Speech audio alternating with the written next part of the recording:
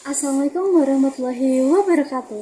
Halo teman-teman, perkenalkan nama saya Diana Trijanti dari kelas 12 Aristoteles. Nah, teman-teman, di video kali ini saya akan membahas mengenai film Deadline 1983. Film Deadline 1983 ini merupakan karya dari Fajar Bustami dan Pidi Baik, teman-teman.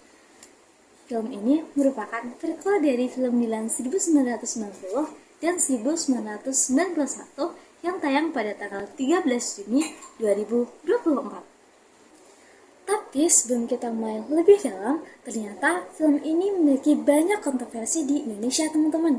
Terlihat pada komentar-komentar negatif masyarakat Indonesia pada trialnya film ini. Masyarakat Indonesia itu beranggapan bahwa film ini membawa dampak negatif bagi anak-anak Indonesia. Namun, Pak Pidi menyanggah dengan adanya film ini itu bukan menyoroti tentang percintaan, tapi tentang persahabatan dan kekeluargaan. Jadi, film Dilan 1983 ini menceritakan masa kecil Dilan saat duduk di bangku sekolah dasar, teman-teman. Saat itu, Dilan dan keluarganya berada di Timur Timur karena sang ayah seorang tentara yang sedang bertugas di sana. Tak lama kemudian, Dilan kembali ke Bandung dan melanjutkan di sekolah yang sama, teman-teman. Tapi sebelum Dilan kembali, ada murid baru nih yang datang dari Semarang. Namanya Melin yang diperankan oleh Malia Emma.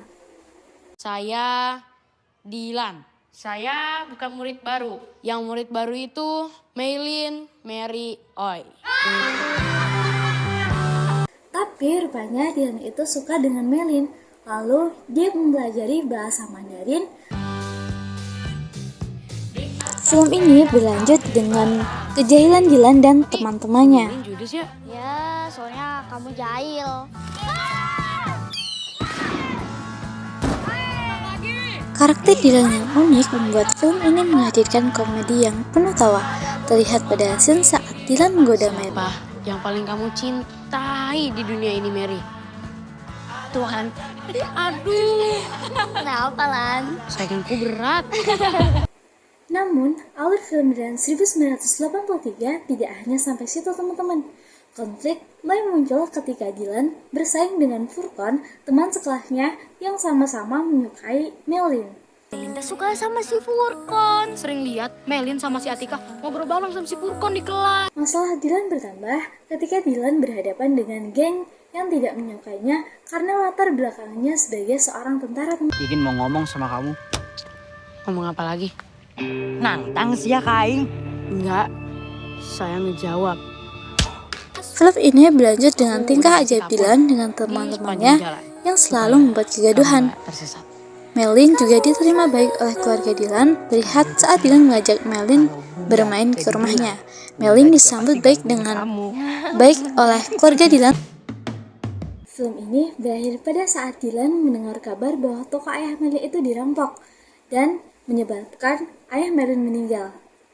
Melin dan keluarganya pun akhirnya memutuskan untuk pindah di Semarang dan menguburkan jenazah sang ayah di sana. Mendengar kabar tersebut, Dilan terkejut dan merasa khawatir. Kepergian Melin membuat Dilan merasakan artinya kehilangan dan meninggalkan kenangan manis yang berarti untuknya. Meskipun film ini memiliki alur yang hangat hingga membuat penonton tersenyum melihat, namun ending cerita pada film ini terasa menggantung karena tidak diceritakan secara jelas kelanjutan hubungan Dilan dan Melin setelah kepindahan Melin di Semarang. Dalam film tersebut hanya memperlihatkan peristiwa berupa kabar duka tentang ayah Melin dan keputusan keluarga Melin untuk berpindah ke Semarang.